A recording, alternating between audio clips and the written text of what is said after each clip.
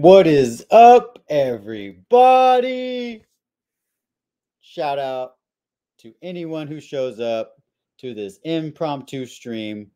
It was not planned. I literally just thought of it last minute. But Skywalker the Jedi is live now, so do not feel obligated to watch this live. You can watch Skywalker the Jedi. He is doing a Rebel Moon discussion, non-spoiler, part 2 of 3, I believe he just announced. I was listening to it just now.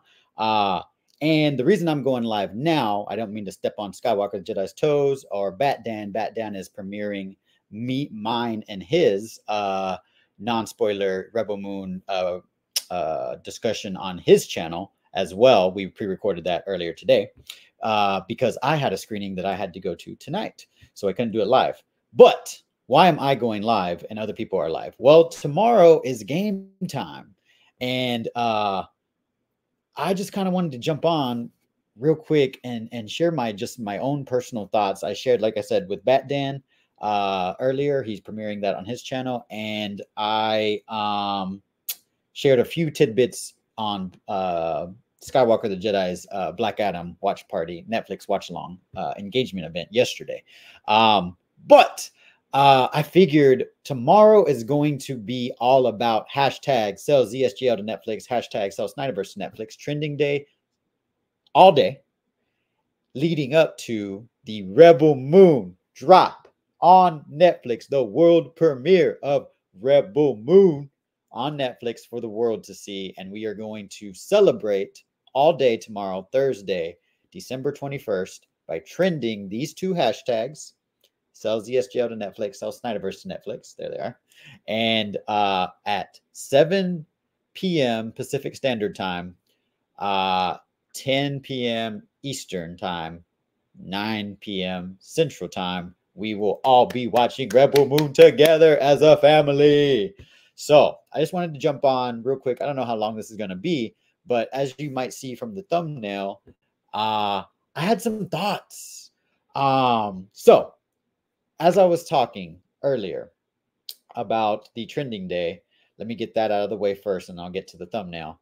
But I don't do this as well as Skywalker the Jedi. He is the creator of hashtag sell ZSGL to Netflix and hashtag sell Snyderverse to Netflix movement, and has cultivated a community of fans who want to see Zack Snyder's DC universe continue on Netflix, on the platform that Zack Snyder is working exclusively with. Hence, Rebel Moon dropping an exclusive for Netflix. So the ROEs are the rules of engagement, and these were set up by Skywalker the Jedi and Leon of the New Geeks. Shout out to both of them, the Batman and Superman of this movement, because they've seen what has worked in the past with Snyder fans and what has not. Why are there ROEs, rules of engagement, for only 2 hashtags? So the way Twitter X works, if you heard of a little hashtag called hashtag release the Snyder Cut, okay, people who are Snyder fans know how to get stuff trending and what is needed to get stuff trending. Okay, you need 2 strong hashtags in order to boost each other and not mix subject matter. Okay, because the algorithm of Twitter X only picks up 2 hashtags. If you're hashtagging 3, 4, or 5 different hashtags in a tweet or post, you're not being counted for trending. Okay, maybe you don't want to trend. That's cool. But the whole reason that we have rules of engagement is to get us successfully trending. Okay, so the first rule of engagement, the ROE, is to be positive. If you're using these 2 hashtags, do not oh, my laptop might be freezing, so I apologize if it freezes. It's been doing this. It might drop me out, unfortunately, and then I'll come back. But the first rule of engagement is to be positive. Okay, so do not have anything negative or disparaging to WBD or anybody at DC who's running it right now, whether you like them or not. All right. Number 2, do not mix the hashtags. Okay, I'm about to drop out, but I'll be right back. So stay tuned. I should have done this in advance, but my laptop will freeze, and then I'm not seeing the screen right now. It'll shut me out of StreamYard, and then I'll go off camera for a few seconds. I'll have to log back in, and I'll be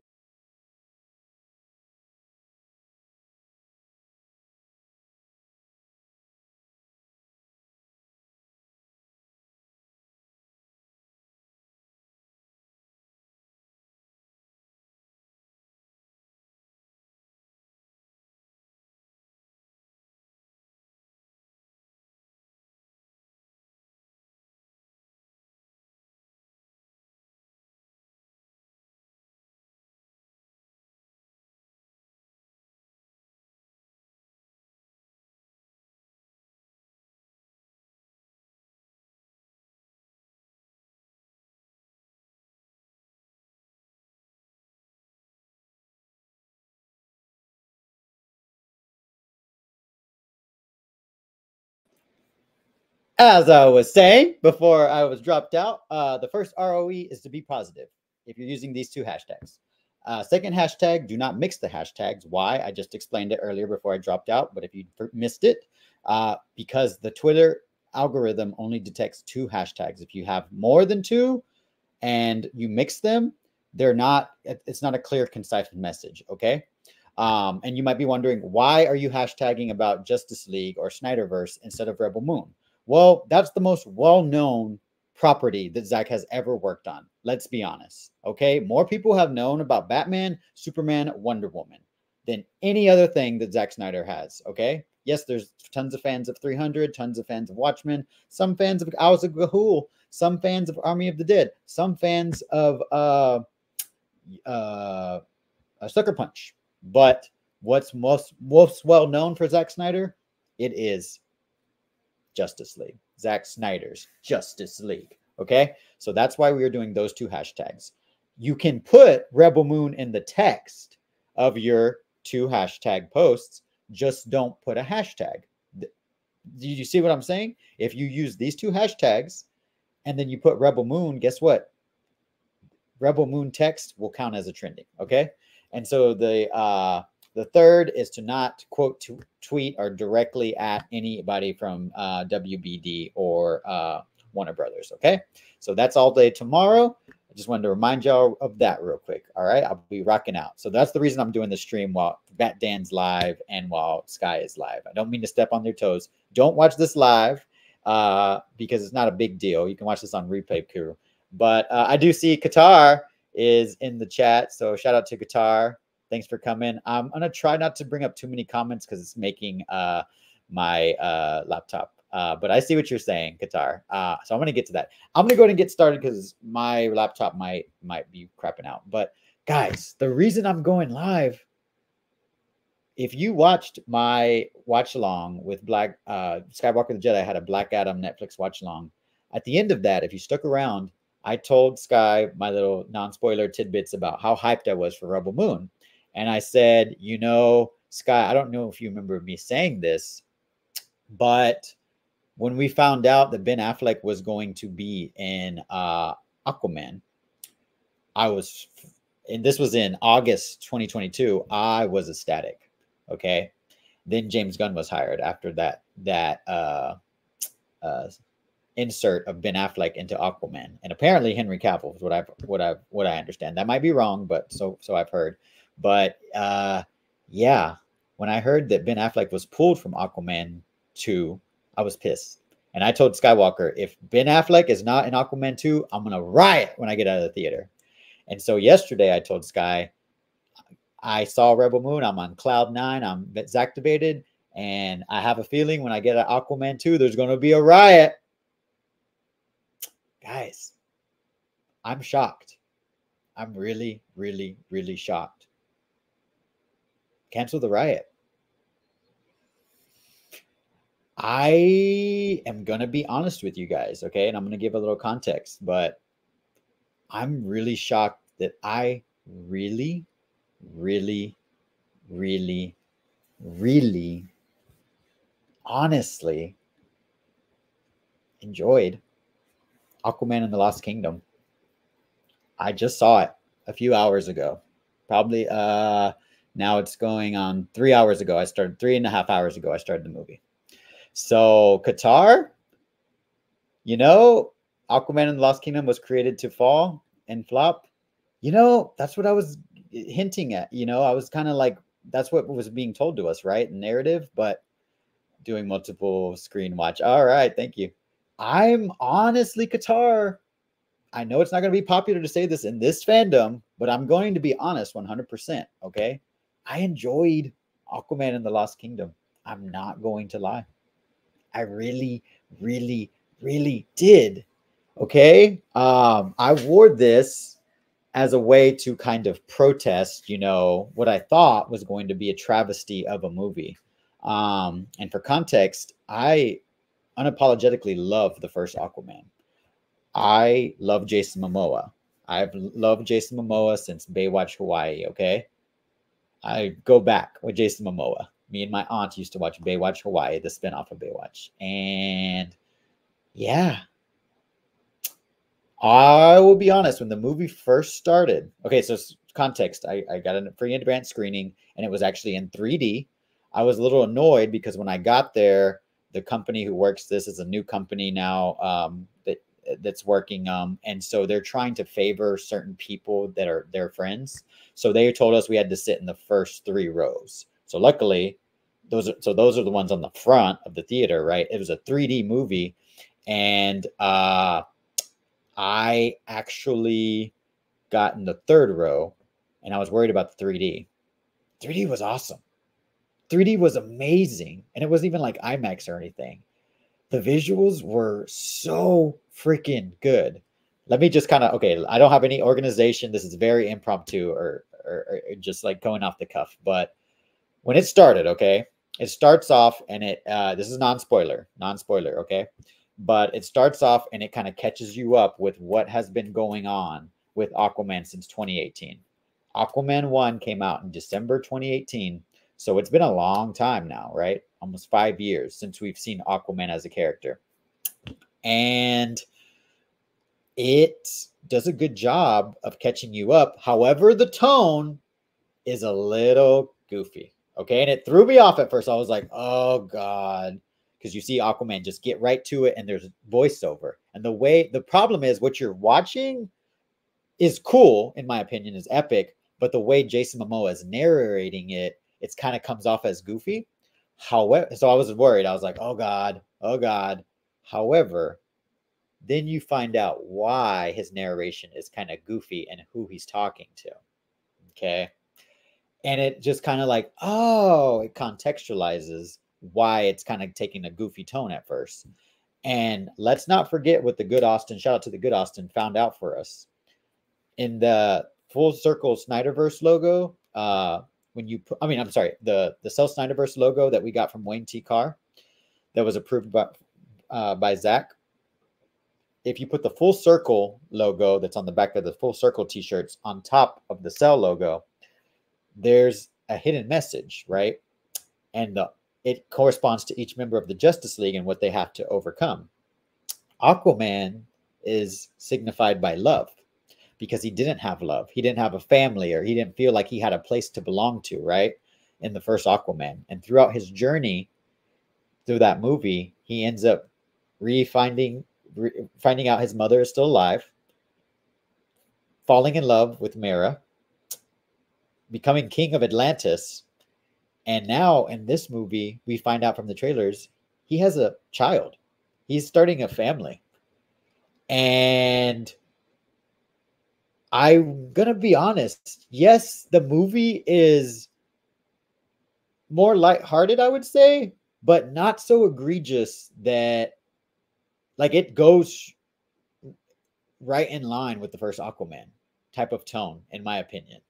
And as somebody who loved the first Aquaman, I was kind of like, wow, James Wan did a great job balancing. Because, okay, so it starts off, you kind of get that goofy part, but it makes sense quickly after when you understand who Aquaman's talking to, being goofy. And then we get to see what Black Manta's been up to. And they do a lot of like, they pull a lot of scenes from the first one to just kind of contextualize because it has been 5 years for some people. So some audience members need a refresher. And I'll be honest, the one criticism I had was that first scene. It ended up making sense to me and I ended up being okay with it. But then you get to Black Manta and it's savage, it's scary, and the horror. James Wan brings the horror back in this movie. And like what you saw with the trench and all those horror elements, as James Wan is well known for his horror background, it really continues in this movie. Qatar is saying international box office is what saved Aquaman. Yeah. And Aquaman 1 was more international. And like, wait, he's talking to, I don't know. I have to check out and see. But that's what I was thinking about watching the movie, is that logo that Good Austin put, right? How each Justice League member is transformed by the end of Zack Snyder's Justice League. For Aquaman, he's still a badass. 100%. you see him being protector of the deep, protector of the seven seas, and also a father who's, yeah, Jason Momoa, 100%, 100% Jason Momoa. As a fan of Jason Momoa, maybe I'm biased. I cannot lie about that. I love that man unapologetically. I know a lot of people, because of the rumors of what he's going to do if this flops, which a lot of people think it will, and is expected to based on the tracking.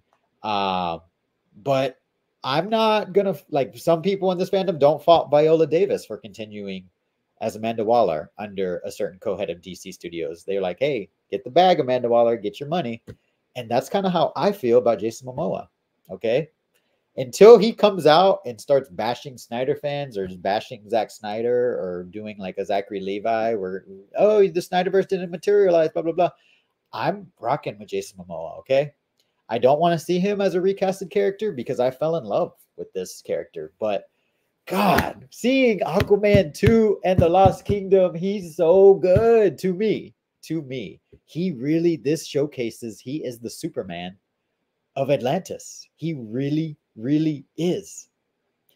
The movie is Qatar. If you have any like non-spoiler questions, I'm not gonna spoil anything, but any like things about like big topics like story or characters, let me know. I know there's not a lot of people in here because it's last minute, but yeah, this is what I'm trying to say, Qatar. That's the whole reason I got on here. I wanted to share my thoughts about Rebel Moon, but I also was shocked that I'm like, Aquaman 2, people might have issues with it, like I said, that beginning part, but it is super enjoyable in my opinion. It is just like the first one. It is an action adventure thrill ride. The action is amazing. The pace of the movie is so good. It just keeps going and doesn't let up. Jason Momoa carries the movie. But you know who really comes in and unexpectedly steals the movie? Orm. Ocean Master himself, Patrick Wilson. Zack Snyder's Night Owl. Patrick Wilson rocks out with Zack Snyder, okay? If you have a problem with Jason Momoa because he's going to take a different role other than Aquaman, okay, I understand. But Patrick Wilson is a Zack Snyder stan, okay? He just go check the interviews. He's promoting Aquaman right now and gushing about Zack Snyder. Orm is a badass.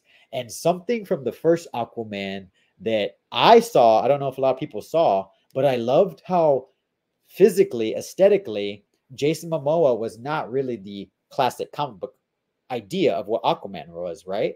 But if you look at Orm in the first Aquaman, he was.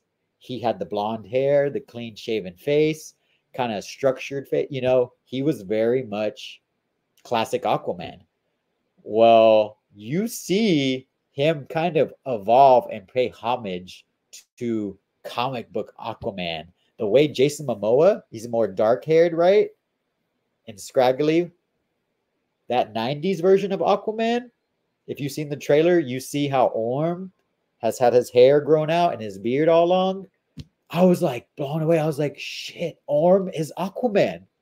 Orm is Aquaman. I was like, wow. And not only that, the dude got crazy big, transformed his body. He is one of my favorite characters in DC. I'm not even going to lie. This movie is a movie about found family, but also family. And Aquaman had that journey in the first one, right? So this is him reconnecting with that family. He found the family with Justice League, right? But he also has a actual family. He has his mother, he has his father, he has his baby, he has his wife, Mara, and they're all badass, y'all. They're all badass. The family of Atlantis is crazy cool. And I just wanted to say, Orm, shout out to you. Patrick Wilson is amazing, okay? I know some people have saw the like post-credit scenes and maybe think that it's something, but let me tell you something. Like, I'll talk about the post-credit scene in a minute, but he had a lot of laughs, but he was threatening. And also you're like, can you trust him? can you trust this character who was a villain in the first? Is what side is he going to take, right? Because we know Black Manta's out there, and Orm is kind of like this ace in the hole where you're like, crap. Is he going to forgive Arthur? Is he going to forgive Atlantis for what they're doing to him, imprisoning him? You know? So shout out to Patrick Wilson. All right. Yeah. Qatar, you get it. Yeah. Patrick was a classic Aquaman. And it's DC being a DC fan. Yeah. And okay, so I mentioned Black Manta. Black Manta. Love Yahya Abdul-Mateen as Black Manta, David Kane. I will say he does come off a little bit more one-dimensional than the first one, but because of what's happening in the story, his motivation is not clear cut because of some MacGuffin in the story, right?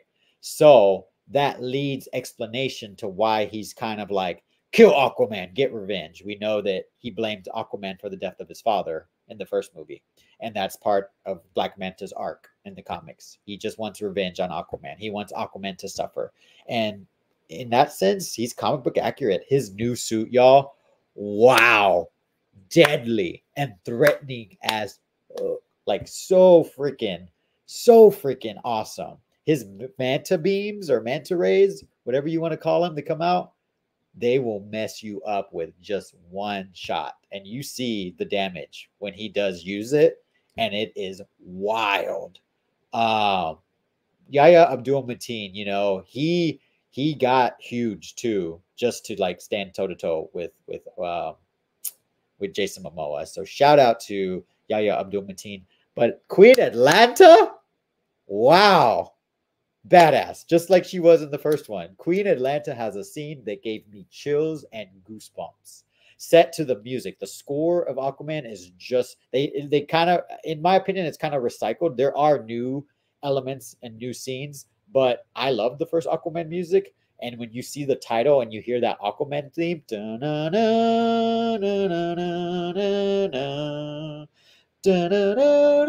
I had chills. I was like, oh my God. And seeing Queen Atlanta fight to the Aquaman theme, amazing, amazing. Shout out to Nicole Kidman. Tamar Morrison, just as charming, just as awesome as the first movie. I'm going to start going real fast because I don't want this to be too long. I'm going to do Aquaman and then Rebel Moon right after that. But yeah. Who else? Did I talk about? Oh, Mera. Mera is in the movie. And Aquakinesis is on full freaking effect, just like the first Aquaman. I know people have issues with Amber Heard. I'm not going to be disingenuous. I watched the trial and I know about all that, you know. From what I took from that, they were both toxic people. One person took advantage, I think, of the system, but they were both toxic to each other. But Zack Snyder loves Amber Heard as his Mera and has been saying it's going to be Mera. I mean, it's going to be Amber Heard as his Mera. We know Mera is in the nightmare scene. Maybe she doesn't have to reprise her role because we know what happens in the nightmare scene is different every time, right? Based on the time loops. But I loved Amber Heard in this movie. She is in it throughout, but you can tell Nicole Kidman was kind of put in there a little bit more, I think. And Orm were put in there a little bit more to fill her non-scenes.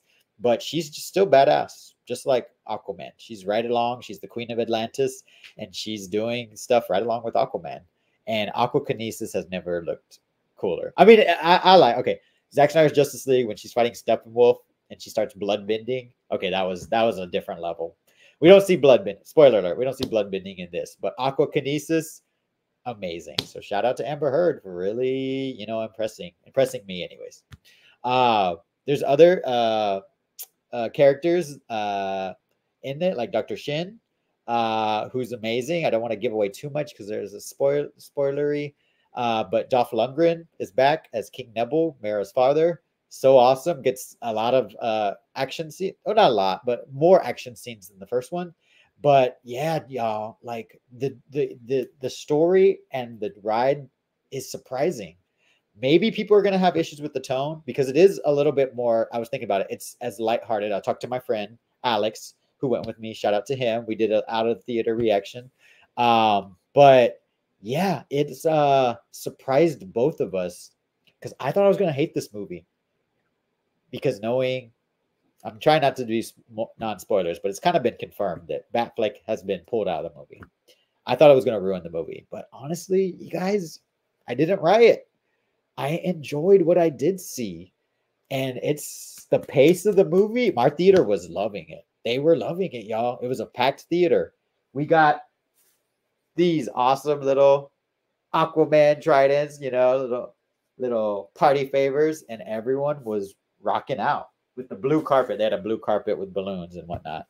Shout out to Sid Havoc. What's going on, Sid Havoc? Yeah, I'm actually shocked that I liked Aquaman 2, Sid Havoc. So I'm just kind of giving my brief thoughts before going into Rebel Moon. But the post-credit scene. So I love the journey. I'm not gonna lie. I do think I would recommend to y'all to go see it. The post-credit scene, it has leaked. It is very James Gunn-esque. I'm not gonna. It's very much like the Aquaman type of humor, the Aquaman post-credit scene from The Flash, where he like face plants, right? I was worried after that Aquaman post-credit scene in The Flash that we were gonna get a bumbling idiot all throughout Aquaman 2. And I promise you, he is Jason Momoa, but he is still the Aquaman from the first Aquaman, in my opinion. There's a lot of Jason Momoa in the role. He's cracking jokes. He is a wisecracker. He's a lot, he's not as stoic as he was in Justice League because he's gotten over all that, right? He's opened his heart. He had a found family with Zack Snyder Justice League. In his own solo movie, he refound his family, and now his heart is open, and he's loving, and he's a father. So it makes sense to me why the tone is a little bit more lighthearted, but there's still stakes and there's still horror elements and there's still danger and there's threats. We know Black Manta wants revenge, right? And he will do whatever he needs to accomplish his revenge on Aquaman, no matter if he has to kill every single one of Aquaman's family members. So David Kane, Black Manta, should not be taken lightly because he has something in his possession that can go toe to toe with this. So watch out, Jason Momoa. The post-credit scene did not ruin the movie, and it actually worked. I told this to everyone on my Flash spoiler review. When the post-credit scene of George Clooney happened, it shocked me, but it worked in all of my screenings of The Flash. People laughed and applauded and had huge chuckles. The post-credit scene of Aquaman 2, it is a gag. It's nothing, huge spoilery, but my theater laughed and reacted to it in a good way. And yeah, I just really wanted to tell y'all my honest thoughts. You might not agree with me. Your mileage may vary, but I want to be honest with y'all. I think this is a good movie and very watchable. If you need something to do over the holidays and your family wants to go to the movies, I think they should stay and watch Netflix, in my opinion. But if they want to go to the movies, Aquaman in 3D, wow. I really enjoyed it. Right now, I texted Bat Dan because I was so shocked. I texted him in a voice message to him because I was like, Bat Dan, you're never going to believe it. Like, I really, really, really, really liked Aquaman 2. Dare I say, I might love it. But I am seeing it again Friday in IMAX with my friend. My friend Alex, who I saw it with today in 3D, regular 3D. But my other friend Andre is coming. He saw Rebel Moon with me and Alex yesterday. So we're all going to see it in IMAX on Friday. So I might end up loving this movie. Sid Havoc, yeah, you know what's up. Dead King, Black Trident, yeah. Qatar, yeah. If you like, that's the thing. So what me and Alex, we talked it over after the movie, and I would say right now, I need to watch it again. I would say it's as good as the first Aquaman. It's right up to par, in my opinion. And if you like the first Aquaman, I gotta say, I recommend this movie. I cannot lie. My friend Alex, his words, he was like, oh, it feels like it is kind of like a wrap up. And I thought about it and I was like, yes and no. Because Jason Momoa has been talking in interviews about how this is the end of the Snyderverse or end of the DCEU.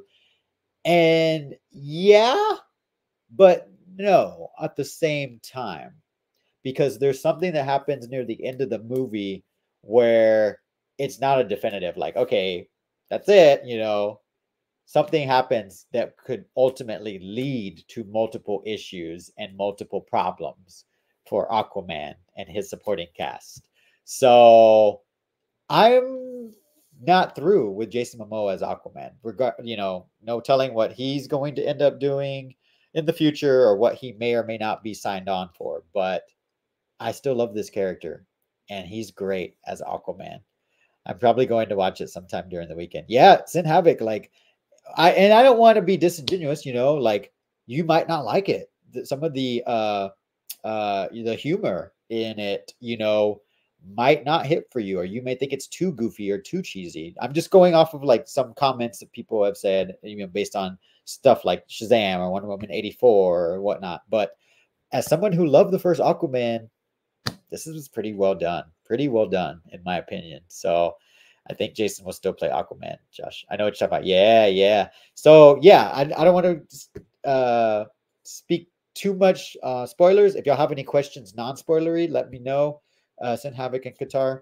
But yeah, I was shocked. I was so shocked. I was like, I want to see this movie again, and I'm going to after our watch party for Rebel Moon tomorrow. So, anyways, yeah. See, Qatar, I watched all those Hamana Burgers. I did too. The only movie I regret watching is The Suicide Squad. I still want my $15 back, that IMAX ticket.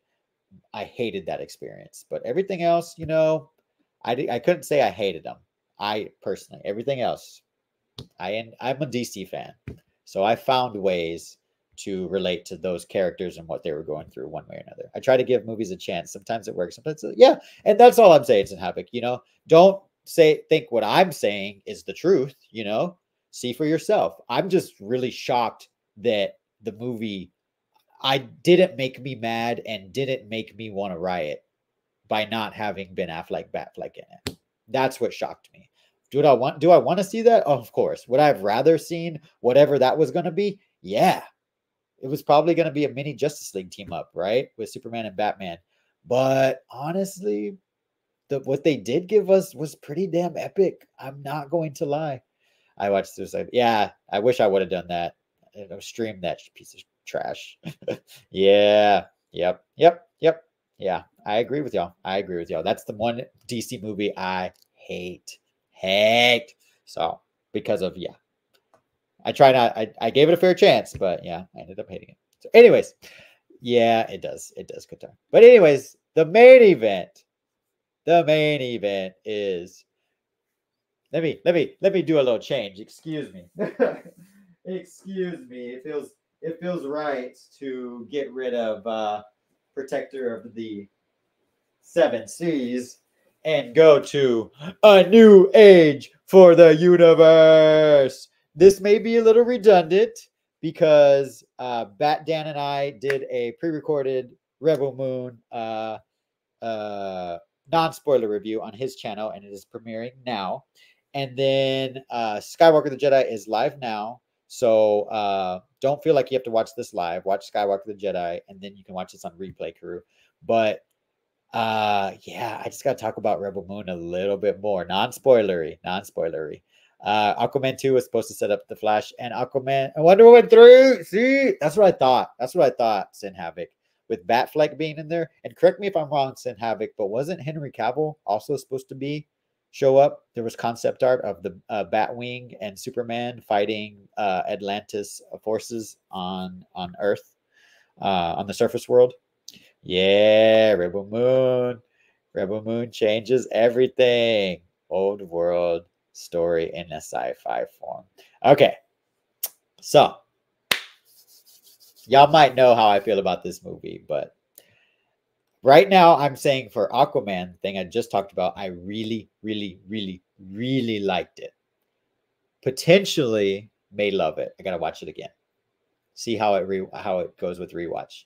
With Rebel Moon, first watch, freaking loved it. I asked Alex after we got out of Aquaman 2 earlier. I was like, okay, Rebel Moon.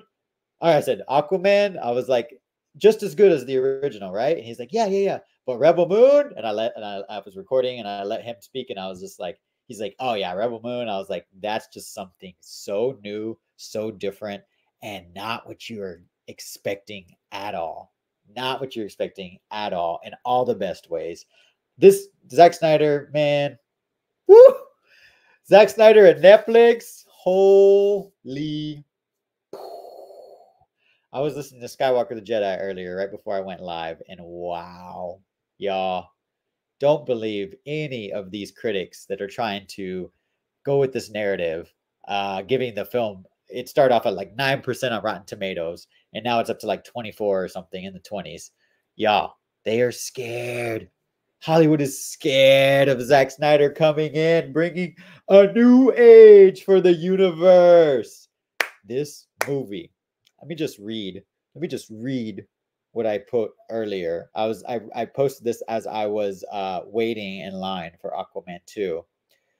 I said Rebel Moon is provocative in all the best ways. Zack Snyder and Netflix are a dream team by bringing this new age for the universe. You'll fall in love with hashtag Rebel Moon premiere, and you will see the unexpected in this epic sci-fi opera. Thanks to Zack Snyder for sharing art and your passions. Flaming Heart. Yeah. That's honestly how I feel about this movie. Just in 140 characters because I don't pay for Twitter, but I love it. I love it. I love it. I love it. Let me catch up with the chat real quick. Superman was supposed to be in Aquaman 2 and Wonder Woman 3 because Atlantis and the Mascara were about to go to war. See? Sin Havoc knows Linda Carter was supposed to have a pivotal role in Wonder Woman 3. Yeah. Rebel Moon is a old world story. Hey, we got Bat Dan. I was just plugging Bat Dan. I think our thing is still going, right? Or is it done premiering? No. Our premiere, Bat Dan's review, non-spoiler review of Rebel Moon is now officially up for Replay Crew. So shout out to Bat Dan for filming that review for me earlier. Bat Dan, if you're watching, as I said, you were the first person I told, well, other than Alex who watched Aquaman with me, but I was shocked that I really enjoyed Aquaman too. I'm not gonna lie.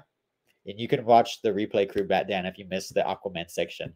But yeah, really, really shocked. I do recommend. I told Qatar and Sin Havoc, I recommend seeing it. If you have time, I definitely want you to engage with Netflix first and foremost and watch Rebel Moon over and over again. But I did like Aquaman. But back to Rebel Moon. Oh yeah, you're welcome. You're welcome. Yes, yes. You can rewatch. I talked about that, Bat Dan. Like I said, the Aquaman 2 is just as good as Aquaman 1. If you didn't like Aquaman 1, maybe you're not gonna like it. Qatar and Sin Havoc were basically saying like they're like they watch all the DC movies. Some things work for them, some don't. Don't take my word as gospel. Your mileage might vary. You might not agree with me, but I really liked it. Anyways, back to Rebel Moon because that is something that I loved. Aquaman right now, I really, really, really, really liked. Potentially love. Got to watch it again. But on first watch, Rebel Moon is something I love. I don't have any topics or any breakdowns as eloquently as Bat Dan has set up, but man, these characters, y'all. Zack Snyder, Mr. Casting Chef Guru that knows how to make all the right decisions, all the right ingredients to sprinkle in his movie. Wow. Sofia Boutella as Korra. It's so much more than Luke Skywalker, y'all. I said it on Bat Dan's channel. Korra is Clark Kent to me. Korra is the epitome of the archetype of the hero's journey. Korra, we meet her in the middle of her journey in a small village, alien village on planet Velt. But it seems very human-like. You know, it's people banded together. They're poor, they're farmers, but they're united in their values and their moral codes.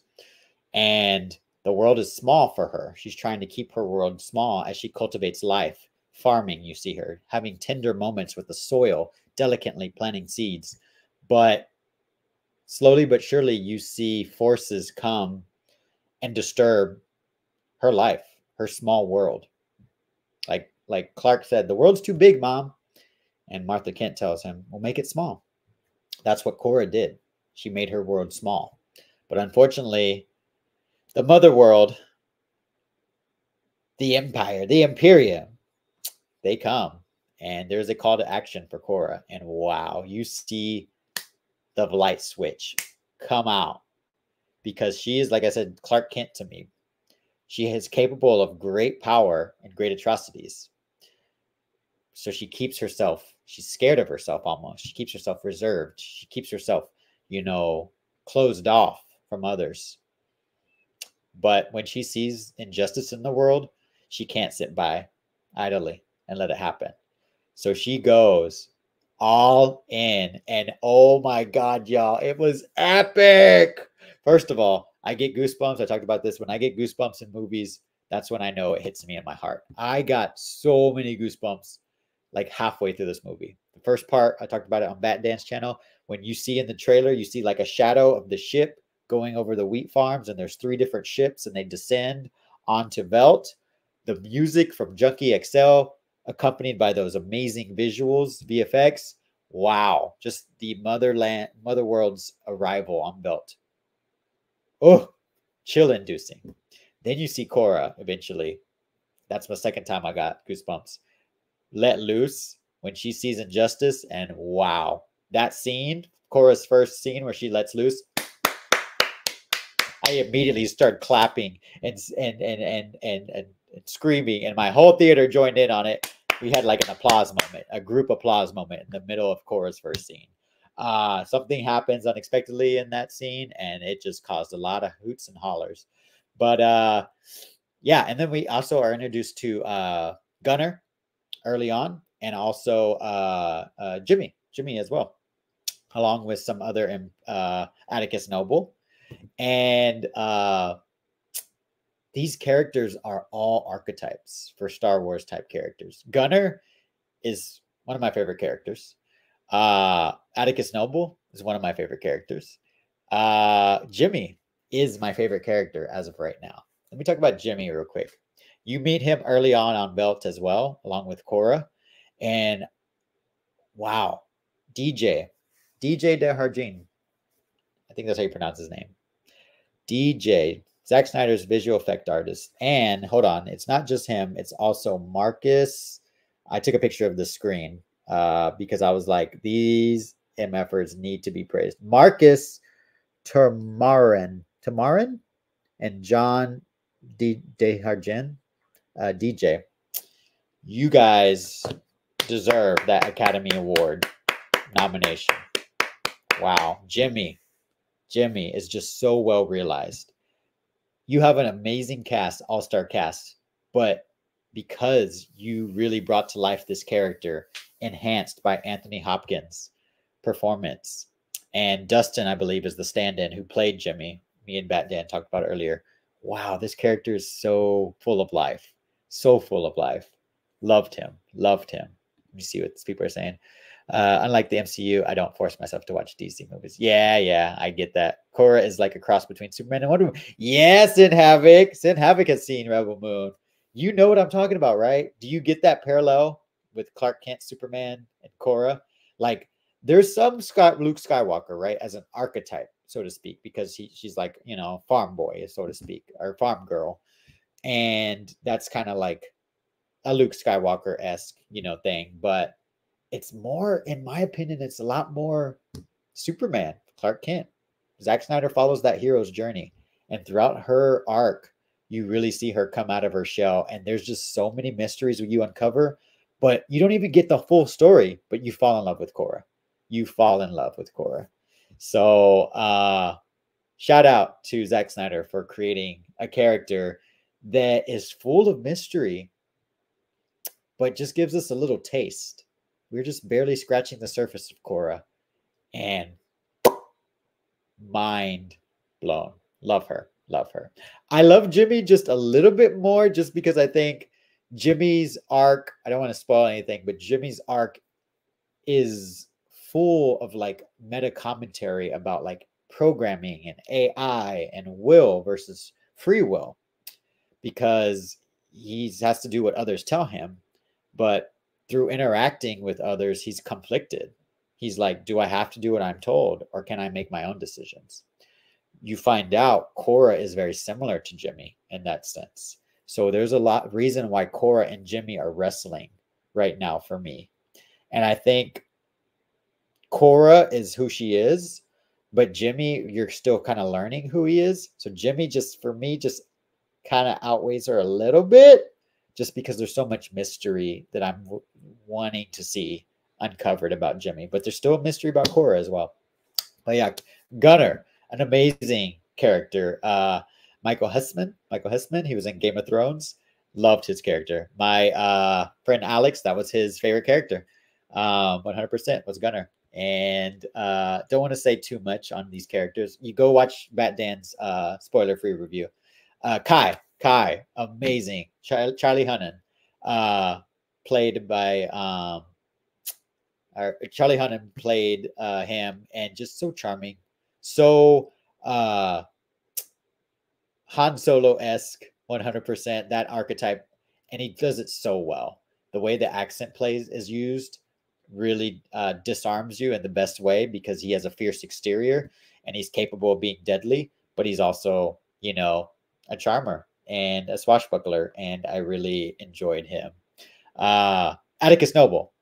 That's what I want to get to. Atticus Noble, our antagonist. Wow. Show stealer. I know why Skywalker the Jedi really raved about Atticus Noble. Ed Screen, shout out to you, sir. You nailed this role, because you too can be charming and disarming, but also give a hug to an inhabitant of Velt and do it in such a compassionate yet threatening way that I was like blown away.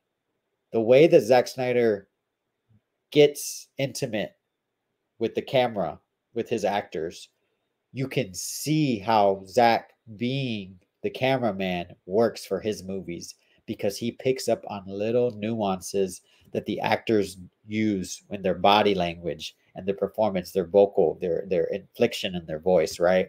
He catches every little thing. He has that eye as a director, and it makes a difference when Zack Snyder is controlling the camera. Atticus Noble, man, he flips the switch just like Korra in a sense. He's cut from the same cloth as Korra. He can be soft and compassionate, and then he cannot be soft and compassionate. He can be ruthless and vile and violent and rack up a body count. Okay, so there's so much to talk about him in the spoiler review. Bat Dan, I see, is just now messaging me, so we're gonna try to get that out soon. But yeah, stay tuned. There will be more spoiler talk about Atticus Noble. I want to talk about Djimon Hounsou as General Titus. My God, that man, I need so much more of him. He's in the movie as a presence, and you get, just like Korra, scratch the surface of his journey and his arc. But man, he got huge, and he does something so interesting with his body language. Really pay attention to his acting. He is not only like such a presence and a big man, but he really knows how to use body spatiality to affect his performance. And he's spatially in touch with his body, that you see it. When you see him mentally go through a transformation, you see it physically as well. And I can't wait for people to see him be a badass. Staz Nair playing Terok. This man got into ridiculous freaking shape. Oh my God. Shout out to you, sir. I know him from Supergirl. I think he was on like season 6 or the last season of Supergirl. Or season 5. I forget what Supergirl season it was. But yeah, I think it was season 5. He got transformative. And as Terok, he has one of the show-stealing scenes with the Banu. Once again, going back to DJ. The Banu, wow. Wow. Wow. That alone, y'all, that alone is why they got a nomination, potential nomination for Oscars. Not yet. It's the last 20 finalists, but it should. It deserves to be a finalist because the Banu is so believable. All the CGI is seamless in Rebel Moon, 100%. The Jimmies are threatening and vile, and the Banu is lifelike and so believable and so threatening, but so majestic, so real that it feels like you can reach out and touch it. Like you see Korra in the trailer touch the wings. It really feels like you can go and grab that thing. And the look of its eyes, amazing. You can see a lot of like Gals of Gahul type of techniques that Zach used, how to emote in those eyes, are carried over in this movie with the Banu.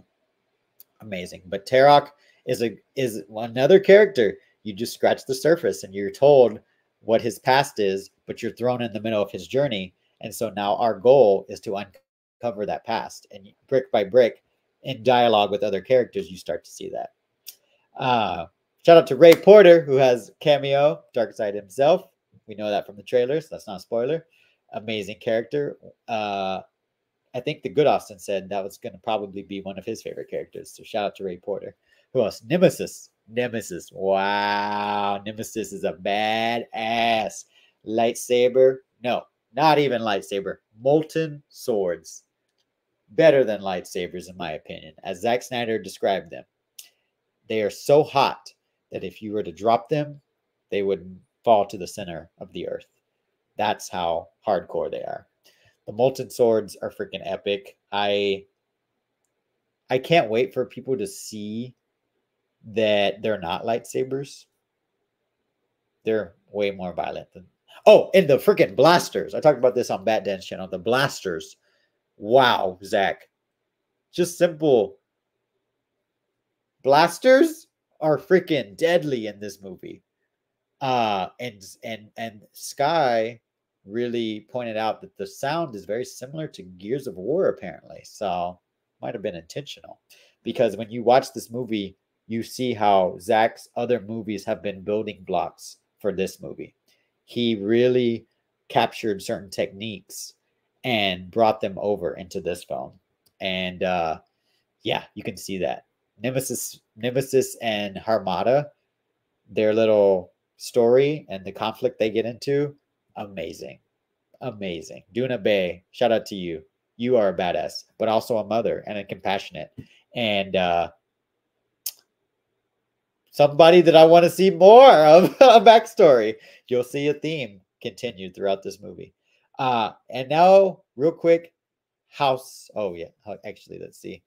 The Rebellion will be streamed. Yes, it will, Qatar. Yes, it will. Starting tomorrow. They're definitely not lightsabers. Yes, and Havoc. Those molten swords are a different level. Yeah. Jedi katanas. Yeah. And the music. When Nemesis Duna Bay comes out with the molten swords, pay attention to the music because Junkie XL really puts in a lot of influences into the music and the background score. That's amazing. The Banu scene with Junkie XL's music, I got another moment that I got chills. Amazing. When you see Korra's backstory, we get a little bit of backstory of Korra, battle scenes with the blasters, accompanied by Junkie XL score. Cinematic. Oh, I wish y'all could. It really is a movie, y'all, that is made for theatrical. It really, really, really is. And it sucks that we're not going to be able to see it, but not everyone's going to be able to see it theatrically. I was lucky enough. Bat Dan was lucky enough. Sky was lucky enough. Leon was lucky enough, and a few others in this movement. But yeah, you need to see this as big a screen as possible if you can. But now, the House of the Blood Axe. Devra Blood Axe and Darian Blood Axe. Ray Fisher Cyborg. Holy shit, y'all. These MFers are really the best, in my opinion, the best avatar of what the rebellion in this world is supposed to be like. Devra Blood Axe and Darian Blood Axe are badasses, and nobody is going to cross them. Well, they shouldn't if they were smart. But no spoilers. But I did not recognize Ray Fisher in that trailer at all. And I can see how Zack Snyder having him play Cyborg would make him think of Ray Fisher for Darian Bloodaxe, because Darian Bloodaxe is a warrior, a mercenary, a rebel, a fierce, huge combatant. But Ray Fisher is such a great actor. Ray Fisher has such a big heart, as we know, seeing Cyborg be the heart of Zack Snyder's Justice League, that's one of Ray Fisher's biggest attributes as an actor, his heart. He was willing to put everything on the line in order to get justice in real life for the cast and crew members of the Justice League atrocity that happened under WB back in 2017, right? Ray Fisher risked it all. He risked his paycheck. He risked his livelihood. And he spoke out about abusers and people who were hiding those abusers and people who were in the media covering up things. So when you have somebody like that, who's rare that they have hearts that big, Zack Snyder saw that. And when he thought of Ray Fisher for Darian Bloodaxe, seeing the movie makes so much sense. Because Darian is fierce exterior, but a heart of gold. And I want to know so much more about Devra and Darian Bloodaxe. Therefore, I pre-ordered the Titan comic, Rebel Moon, House of the Bloodaxe. Issues 1 and 2 are on pre-order now. I got mine through comicshub.com. So check that out. You can pre-order them at your local comic book store. I think they come out in January. You can order them directly from comicshub.com. You have to just pay for shipping. I order them to go to my comic book shop, and then I go to my comic book shop and pick them up for free. So, yeah, Darian Bloodaxe, man. Woo! Devra is amazing looking. I did want more of Devra, but yeah, Darian, he came to slay. He came to slay.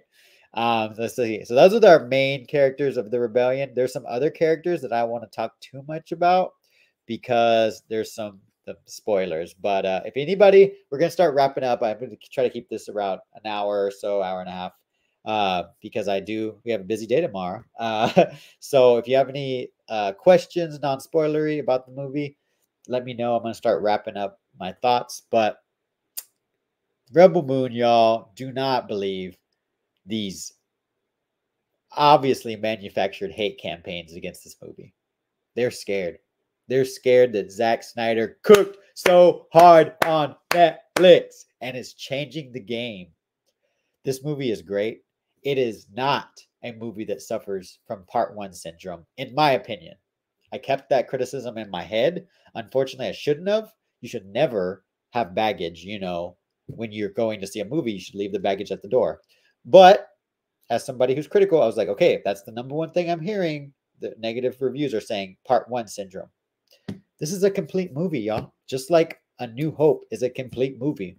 There is a beginning, a middle, and an end. Rebel Moon is a battle, though. So we know how battles work. You win the battle, but you still got a war to fight, right? So, of course, there's more. This movie leaves you wanting more, just as James Cameron was saying. Netflix and streaming platforms are the best way to ensure that filmmakers, when they're making their passion projects and their art, that they get to make the art the way they want to do it. They can give the studio or the distributor a theatrical commercial version, but then you can release a director's cut, which is the real work that the director wants out, right? That is longer and is full of meta commentary. And if you want to go deep, shout out to Peely, if you want to go deep into it, you can. And that's why we're going to be getting a 3-hour cut of Rebel Moon. But first, in order to get that, you need to graduate to that. and you need to see Rebel Moon on Netflix streaming tomorrow. Qatar says activated. Yes, I am activated. After seeing the movie, y'all, I was so happy. I was literally like, there's a video I think on my Instagram where I'm like literally in my seat as the credits roll, and I'm like kicking my feet up and down, just in giddy and excitement. Zach really, you can tell he's had this movie in his heart for a long time. And Zach, I just want to say, like I read my tweet earlier, thank you for not giving up, for not giving in, keeping this idea alive, because it is something I think, as a Star Wars fan, that we need right now. The state the Star Wars is in, the sci-fi genre in general, we need something new like this that's provocative, that's sexy, that pushes the envelope and gets people talking. Zack Snyder, my favorite director. Salute to you, sir. Salute to you. That's why we're rocking out with you on Netflix. You know, we would love you to continue your DC universe one way or another. But seeing the love and seeing the passion that you have for this IP, we want you to be happy. And I'm excited that I ended up loving your passion project, Rebel Moon. It's amazing. It is so amazing. So I just wanted to say, as of right now, I gave Bat Dan wanted me to give us a range on his non-spoiler review out of 10, 1 out of 10. So I gave a range to keep y'all guessing. So I went as low as 7.5 and as high as 9 because I want to leave wiggle room for the director's cut. So I'm not gonna give a range. I'm not gonna give a specific review yet, but I wanted to mention that range that I gave for Rebel Moon because I do want to watch it again tomorrow. So yeah, stay tuned, and I will give my definitive answer when we do a rewatch and after the spoiler review that I get done. But yeah, I just wanted to pop on, share my thoughts, my honest thoughts about Aquaman and Rebel Moon, but also kind of remind everybody that tomorrow, hashtag sell ZSJL to Netflix, hashtag sell Snyderverse to Netflix trending day all day, followed by the world premiere Rebel Moon Netflix watch party on Skywalker the Jedi's channel. The bottom ticker you can see right here is Skywalker the Jedi's handle right there on Twitter. He will be posting the link on his Twitter and his YouTube. You can find his YouTube through his Twitter. Follow all the Cool Table members. No Goliath, the New Geeks, Necron L. Everyone will be rocking out with Rebel Moon this starting tomorrow. But let's hashtag sell ZSJL to Netflix, hashtag sell Snyderverse to Netflix to support our favorite filmmaker, Zack Snyder, and to support the platform that is really treating him well and not being toxic like that other company. Like Sin Havoc said, sell is the way. So just to recap real quick. Yeah, Qatar, it's sell or nothing. It is sell or nothing. Rebel Moon is going to change the game. It already has. It's in Havoc. It has. It's changed the industry. And Netflix and Hollywood will never be the same again. Aquaman 2, really, really, really liked it. Rebel Moon, loved it. Really, really, really loved it.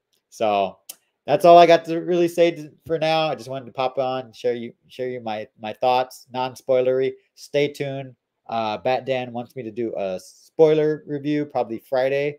I'll see if I can work that out. I do have a second Aquaman screening now in IMAX. Bat Dan, he's messaging me, so if you're watching, I'll have to see. Maybe we'll pre-record it. I don't know, but yeah, a lot of good stuff to watch, but especially on Netflix. That's where you should be watching. See y'all tomorrow on Twitter X, and I'll see you on Skywalker the Jedi's YouTube channel for Rebel Moon, baby. It's a new age for the universe. Thank you to everybody who stopped by. I can't wait for y'all to be on the right side of history. See y'all later. Rebel Boo, baby! Hashtag sell ZSJ to Netflix. Hashtag sell Snyderverse to Netflix. Zack Snyder's back. Yeah. Let's do it.